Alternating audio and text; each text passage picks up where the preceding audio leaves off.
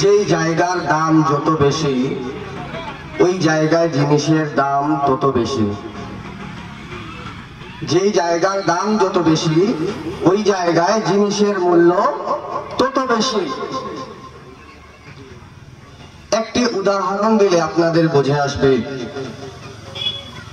আমরা যখন বাসার মধ্যে এক রাকাত নামাজ আদায় করি, এক রাকাত নামাজের বদলে আল্লাহ পাক রব্বুল আলামিন এক রাকাত নামাজেরই সওয়াব দান করেন।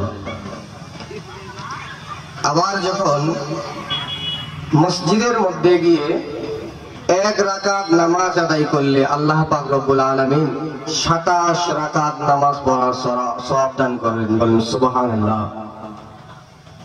কারণ বাড়ির থেকে মসজিদের মূল্য অনেক বেশি, মসজিদের দাম বেশি, ওই জায়গায় আমলেরও দাম বেশি। মসজিদ থেকে যদি আমরা বাইতুল মুকাদ্দাসের মধ্যে যাই, বিশ্ব নবী সাল্লাল্লাহু আলাইহি ওয়াসাল্লাম ডাক দিয়ে বলেন, ও আমার উম্মতেরা রে, কেউ যদি বাইতুল মুকাদ্দাসের মধ্যে এসে এক রাকাত নামাজ আদায় করি, আমার আল্লাহ রব্বুল আলামিন ওই বান্দার আমলনামায় এক রাকাত নামাজের বদলে 500 রাকাত নামাজ পড়ার সওয়াব দান করেন। বলেন সুবহানাল্লাহ। দেখেন, জায়গার দাম যত বেশি ওই জায়গায় আমলের মূল্য তত বেশি। এবার যদি আমরা বাইতুল মুকাদ্দাস থেকে মসজিদে নববীর দিকে যাই, বলেন তো বাইতুল মুকাদ্দাসের থেকে মসজিদে নববীর মূল্য কম না বেশি? আল্লাহর হাবিব সাল্লাল্লাহু আলাইহি ওয়াসাল্লাম বলেন, আমার কোন উম্মত যদি মসজিদে নববীতে এক রাকাত নামাজ আদায় করে, আমার আল্লাহ রাব্বুল আলামিন ওই বান্দার আমলনামায় 50,000 রাকাত নামাজ পড়ার সওয়াব দান করেন। বলেন সুবহানাল্লাহ। এবার যদি মসজিদে নববী থেকে আমরা মসজিদুল হারামের দিকে যাই, মসজিদুল হারামে যদি এক রাকাত নামাজ আদায় করি, আমার আল্লাহ রাব্বুল আলামিন ওই বান্দার আমলনামায় এক রাকাত নামাজের বদলে 1 লক্ষ রাকাত নামাজ পড়ার সওয়াব দান করে। বলেন সুবহানাল্লাহ। ও আমার মুসলমান ভাইরা রে, আমরা জানতে পারলাম জায়গার দাম যত বেশি ওই জায়গার দাম যত বেশি ওই জায়গার মধ্যে আমলের দামও তত বেশি। এবার মুসলমান ভাইরা বলেন তো, এই যে প্যান্ডেল সাজানো হয়েছে, স্টেজ সাজানো হয়েছে, এই জায়গার দাম কম না বেশি? এই জায়গাটা যখন একদিন আগের কথা যদি বলি, এই জায়গাটার দাম ছিল না। এই জায়গাটা দুনিয়ার সাধারণ একটি জায়গা ছিল। এই জায়গাটা যখন সামিয়ানা দেওয়া হয়েছে, প্যান্ডেল দেওয়া হয়েছে, স্টেজ দেওয়া হয়েছে, এখানে যখন কোরআন তেলাওয়াত শুরু করা হয়েছে, কোরআনের আলোচনা শুরু হয়েছে, হাদিসের আলোচনা শুরু হয়েছে, তখন এই জায়গাটা দুনিয়ার কোনো জায়গা নয়, এই জায়গাটা জান্নাতের বাগানে পরিণত হয়ে গেছে। বলেন সুবহানাল্লাহ। এই জায়গাটা যত দামি, এই জায়গার মধ্যে যারা আসতে পেরেছেন তারা, এই জায়গাটা যত দামি, যারা এই জায়গায় এসেছেন তারা আল্লাহ পাক রব্বুল আলামিনের কাছে তার থেকেও বেশি দামি। বলেন সুবহানাল্লাহ। বলা হয়েছে এই যে মজলিসে যারা বসেন এদের দাম কত বেশি। আল্লাহ পাক রব্বুল আলামিন এই ব্যক্তিদের জন্য 4টি পুরস্কার ঘোষণা করেছেন।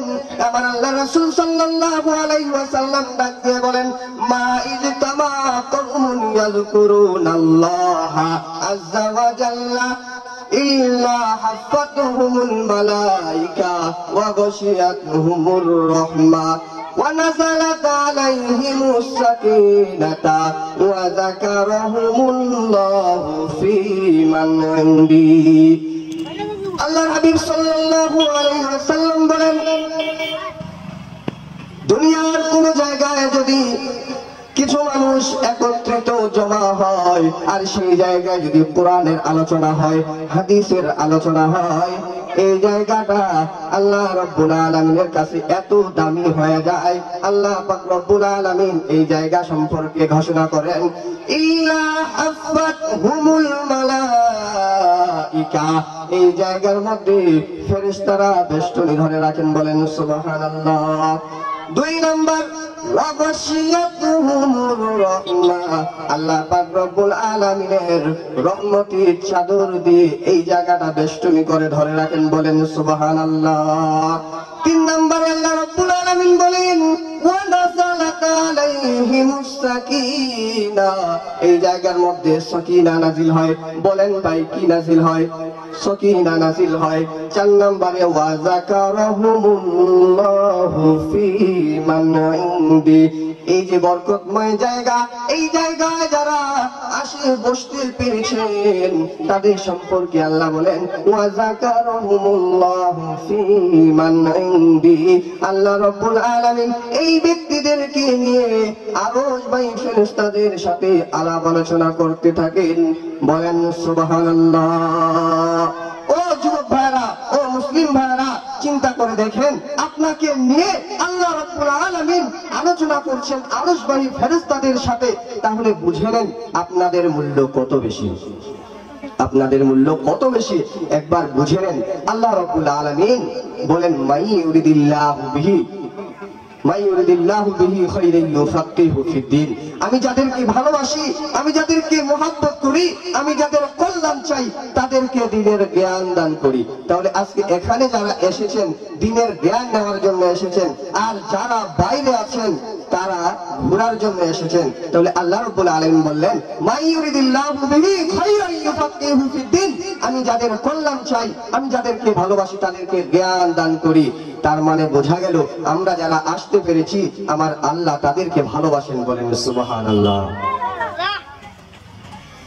তো মুআজ্জিজ হাজিরিন, আমি আমার মূল আলোচনায় ফিরে যেতে চাই। আল্লাহ পাক রব্বুল আলামিন বান্দার উপরে যতগুলো দায়িত্ব দিয়েছেন তার মধ্যে অন্যতম গুরুত্বপূর্ণ একটি দায়িত্ব হলো পিতামাতার খেদমত। কি দায়িত্ব? পিতামাতার খেদমত। ওয়াবিল ওয়ালিদাইনি ইহসানা, এই সম্পর্কে আল্লাহ রাব্বুল আলামিন সূরা বনী ইসরাঈল 23-24 নম্বর আয়াতের মধ্যে বলেন, ওয়া ক্বাযা রাব্বুকা আল্লা তা'বুদু ইল্লা ইয়্যাহু ওয়া বিল ওয়ালিদাইনি ইহসানা,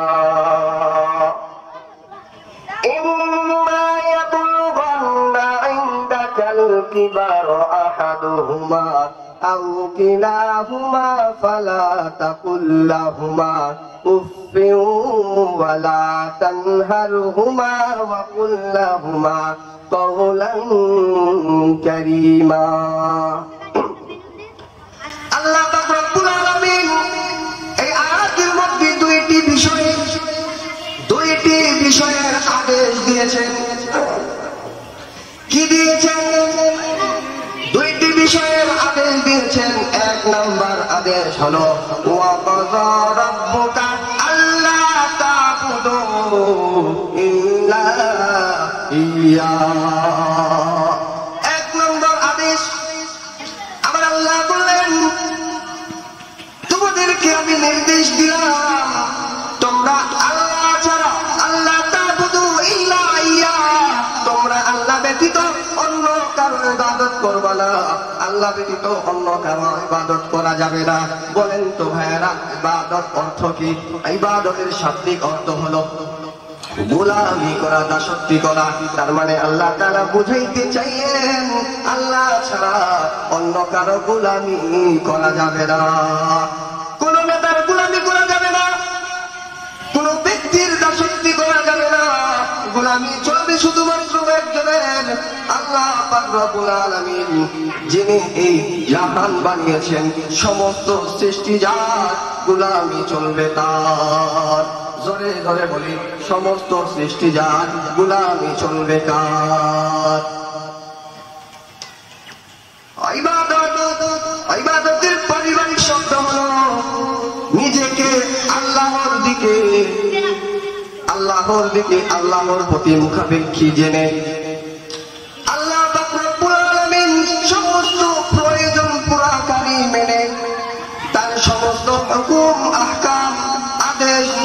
নির্দেশগুলো মেনে চলা এর নামই হলো ইবাদত। আল্লাহ পাক রব্বুল আলামিন আদেশ দিলেন শুধুমাত্র একজনের ইবাদত করতে হবে, এই একজন ছাড়া, আল্লাহ ছাড়া আর কারো ইবাদত করা যাবে না। বিশ্বনবী সাল্লাল্লাহু আলাইহি ওয়াসাল্লাম হযরত মুআয ইবনে জাবাল রাদিয়াল্লাহু তাআলা আনহুকে ডাক দিয়ে বললেন, ও মুআয, বলো তো বান্দার প্রতি আল্লাহর হক কি? বান্দার প্রতি আল্লাহর কি হক? মুআয রাদিয়াল্লাহু তাআলা আনহু ডাক দিয়ে বললেন, আল্লাহু আ'লাম। ইয়া রাসূলুল্লাহ, আল্লাহ এবং তার রাসূল ভালো জানেন। এবার বিশ্বনবী ডাক দিয়ে বললেন, ও মুআয, আল্লাহকে লা শরীক জেনে, আল্লাহকে লা শরীক জেনে একমাত্র তার ইবাদত করা, এটা হলো বান্দার প্রতি আল্লাহর হক। আল্লাহ রাসূল সাল্লাল্লাহু আলাইহি ওয়াসাল্লাম আবার প্রশ্ন করলেন, ও মুআয, বলো তো দেখি আল্লাহর প্রতি বান্দার হক কি? এর আগে প্রশ্ন করলেন বান্দার প্রতি আল্লাহর হক কি, বান্দার থেকে আল্লাহ কি চায়। এবার বললেন, মুআয, বলো তো আল্লাহর প্রতি বান্দার হক কি? এবার মুআয রাদিয়াল্লাহু তাআলা আনহু ডাক দিয়ে বললেন, ইয়া রাসূলুল্লাহ, ইয়া হাবিবাল্লাহ, ওয়াল্লাহু আ'লাম, আল্লাহ এবং তার রাসূল ভালো জানে। এবার বিশ্বনবী ডাক দিয়ে বললেন, মুআয, যে ব্যক্তি আল্লাহ পাক রব্বুল আলামিনকে লা শরীক জেনে শুধুমাত্র তার ইবাদত করবে, আল্লাহ রব্বুল আলামিন তাকে জান্নাত দান করবে। বলেন সুবহানাল্লাহ। তাহলে ইবাদত করতে হবে। এক নাম্বার আদেশ ছিল কি, যে ইবাদত করতে হবে শুধু একমাত্র আল্লাহ। এরপরের অংশে আল্লাহ রব্বুল আলামিন বলেন, ওয়াবিল ওয়ালিদাইনি ইহসানা। আল্লাহ পাক রব্বুল আলামিন দ্বিতীয় আদেশ দিলেন, তোমরা তোমার পিতামাতার সাথে সৎ আচরণ করবে। কি আচরণ? সৎ আচরণ করবে, ভালো আচরণ করবে। তোমরা পিতামাতাকে কষ্ট দিতে পারবা না। এবার প্রশ্ন আসতে পারে, আল্লাহ পাক রব্বুল আলামিন নিজের হকের সাথে পিতামাতার আদেশকে কেন নিয়ে আসলেন?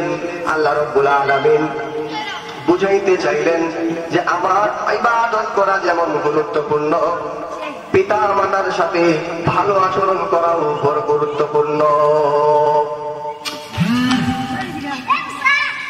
তাহলে এখান থেকে তিনটি প্রশ্ন আসতে পারে, আমাদের প্রত্যেকের অন্তরে তিনটি প্রশ্ন জাগতে পারে। এক নাম্বার প্রশ্ন হলো, আল্লাহ রাব্বুল আলামিন বলেছেন, ওয়াবিল ওয়ালিদাইনি ইহসানা, তোমরা পিতামাতার সাথে সৎ আচরণ করো। এক নাম্বার প্রশ্ন আসতে পারে, হুজুর সৎ আচরণ কিভাবে করব? সৎ আচরণ করতে হয় কিভাবে? দুই নাম্বার প্রশ্ন আসতে পারে, হুজুর সৎ আচরণ তো করবো বুঝলাম, কিন্তু সৎ আচরণ করলে আমার লাভ কি? তিন নাম্বার প্রশ্ন আসতে পারে, সৎ আচরণ করতে বলেছে বুঝলাম, কিন্তু আমি যদি না করি, না করলে ক্ষতি কি? এই তিনটি প্রশ্ন আসে কিনা? প্রথম নাম্বার প্রশ্নের উত্তর আবার আল্লাহ নিজেই দিয়েছেন। সৎ আচরণ কিভাবে করতে হবে? বাবা আমার সাথে ভালো ব্যবহার কিভাবে করতে হবে? বাবা আমার সাথে আচরণটা কেমন হবে? এই সমস্যার সমাধান দিয়েছেন কে? আরো জোরে বলতে হবে, এই সমস্যার সমাধান দিয়েছেন কে? আল্লাহ রাব্বুল আলামিন বলেন, ইন্না ইয়াবলুগান্না ইনদাকাল কিবারা আহাদুহুমা আও কিলাহুমা ফালা তাকুল লাহুমা বিউ। আল্লাহ রাব্বুল আলামিন বলেন, ও বান্দা, তোমার পিতা মাতা একজন, তোমার পিতা আছে অথবা মাতা আছে অথবা উভয় আছে, তোমার কাছে যদি তারা বার্ধক্যে উপনীত হয়, অর্থাৎ তারা যদি বয়স্ক হয়ে যায়, তাহলে তাদেরকে তুমি উফ শব্দটাও বলিও না। আল্লাহ রাব্বুল আলামিন বুঝাইতে চাইলেন তোমার পিতা মাতা যখন বয়স্ক হয়ে যাবে, তোমার মায়ের যখন বয়স হয়ে যাবে, তোমার বাবা যখন বয়স্ক হয়ে যাবে, তখন তোমরা মা বাবার আচরণে, মা বাবার কথাবার্তায় বিরক্ত হয়ে উফ শব্দটাও বলিও না। এই যুবক সন্তান, তুমি যখন শৈশবে ছিলে, তুমি যখন ছোট্টবেলায় বিছানার মধ্যে প্রস্রাব করতে যুবক, তোমার মায়ের অধিকার ছিল, তোমার মায়ের অধিকার ছিল তোমাকে বলার, এই ছেলে তুমি বারবার প্রস্রাব করো কেন? কিন্তু যুবক মনোযোগ দিয়ে শোনো, তোমার মায়ের অধিকার ছিল সেটা, কিন্তু তোমার মা বাবা যখন বৃদ্ধ হবে, তোমার বলার অধিকার নাই উফ এতবার প্রস্রাব পায়খানা করো, এই কাপড়গুলো পরিষ্কার করবে কে? এই যুবক বিরক্তি হয়ে উফ শব্দটা বলা তোমার জন্য হারাম। তুমি বিরক্তি হয়ে উফ শব্দটাও বলতে পারবা না। আল্লাহ রাব্বুল আলামিন পরের অংশে বললেন উফিউ ওয়ালা তানহারহুমা, তোমরা তোমার পিতামাতাকে ধমক দিয়ে কথা বলো না, পিতামাতার সাথে ধমক দিয়ে কথা বলা হারাম। তোমরা পিতামাতাকে ধমক দিয়ে কথা বলতে পারবা না, এই অধিকার আল্লাহ রাব্বুল আলামিন তোমাকে দেয় নাই রে সন্তান। তুমি কার উপরে ধমক দিয়ে কথা বলবা? তুমি কাকে ধমক দিয়ে কথা বলবা রে যুবক? যে বাবা তোমার শৈশবে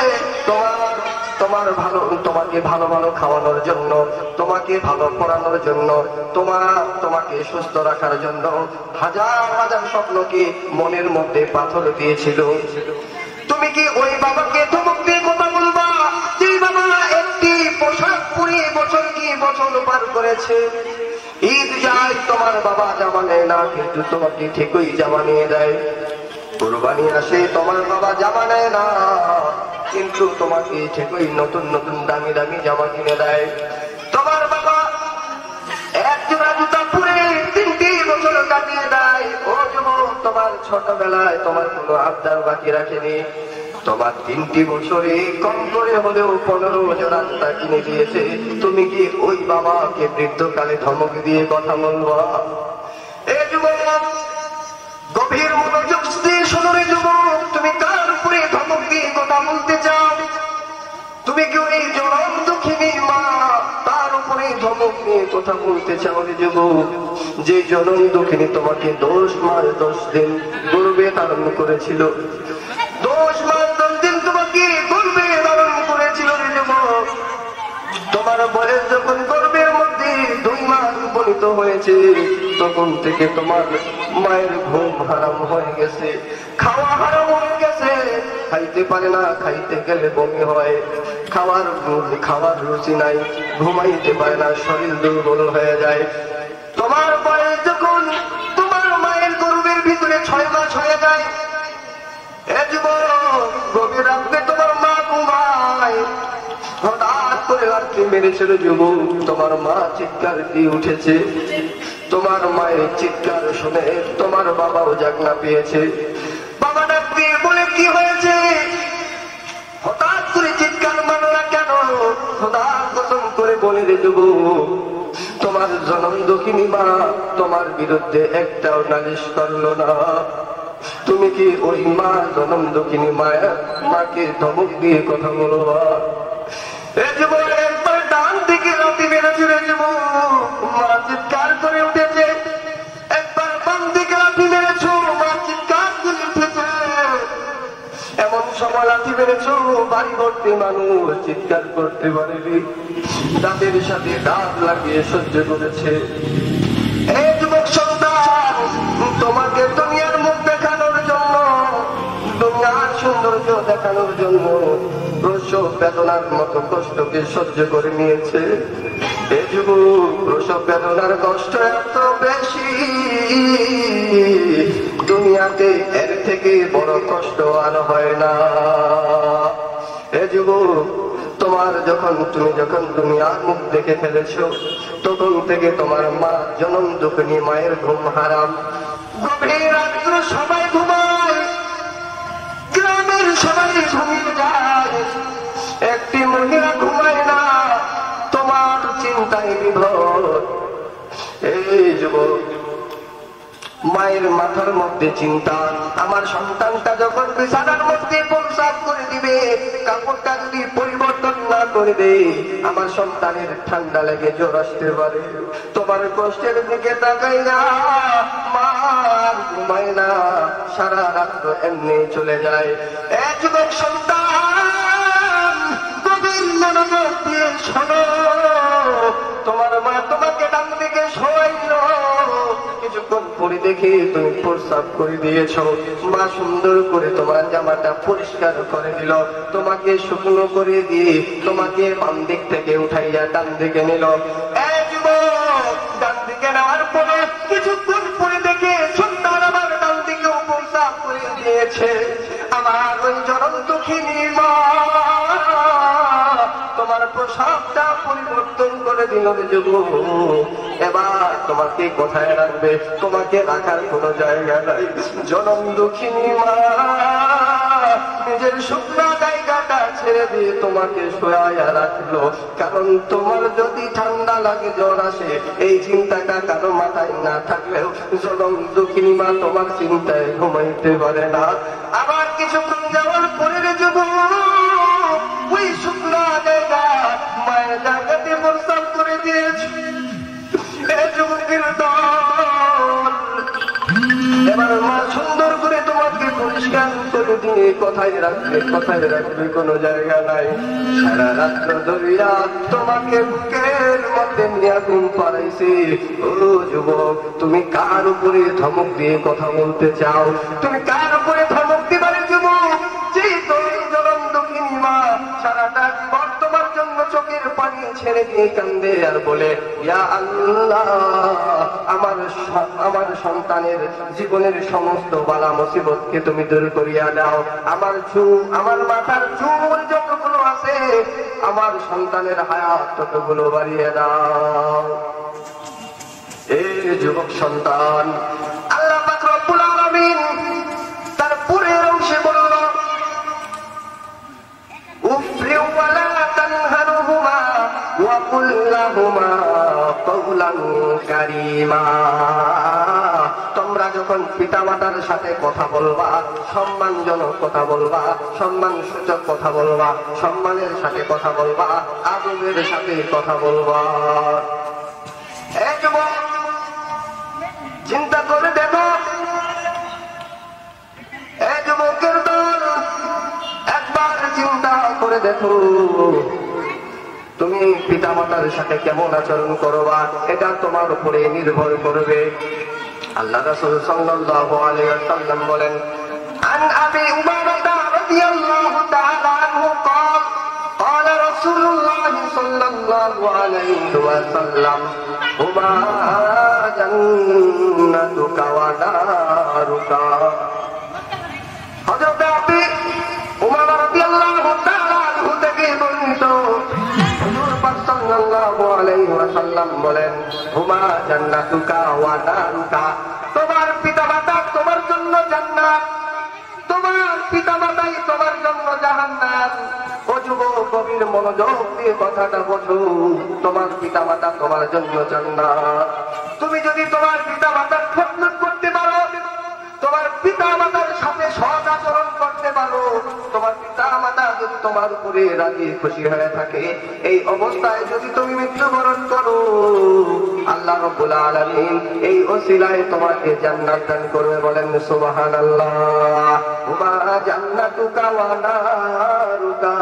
তোমার পিতামাতা তোমার জন্য জাহান্নাম।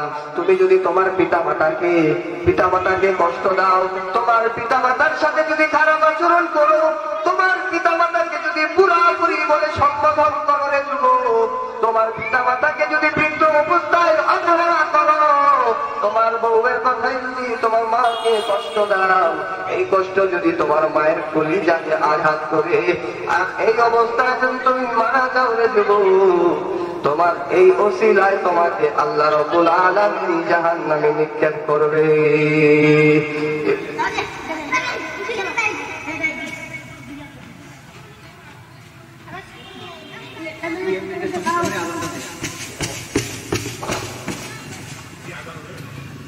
তো যুবক সন্তান, সিদ্ধান্ত আপনার। আপনার মা আপনার বাবা আপনার জন্য জান্নাত, আপনার মা বাবা আপনার জন্য জাহান্নাম। আপনার জীবন আপনার সিদ্ধান্ত। আপনি কি মা বাবার সাথে ভালো আচরণ করে জান্নাত পেতে চান, নাকি খারাপ আচরণ করে জাহান্নাম পেতে চান? সিদ্ধান্ত একান্তই আপনার। আল্লাহ পাক রব্বুল আলামিন আপনাকে আমাকে পিতামাতার খেদমত করে জান্নাত কামানোর তৌফিক দান করুন। আমিন ওয়া আখিরি দাওয়ানা আলহামদুলিল্লাহি রাব্বিল আলামিন।